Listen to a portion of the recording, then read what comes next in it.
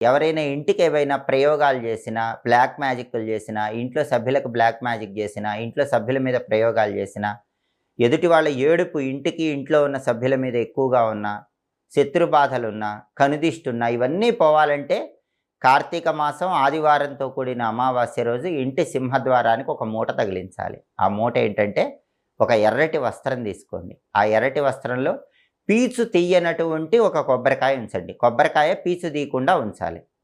అలాగే గుప్పెడు నవధాన్యాలు ఆ ఎర్రటి వస్త్రంలో ఉంచండి. అదేవిధంగా ఒక ఇనుప మేకు ఉంచండి. కొద్దిగా పసుపు, కొంచెం కుంకుమ వేయండి. వక్క కాయలని ఉంటాయి. 11 వక్క కాయలు వేయండి. 11 మిరియాలు వేయండి.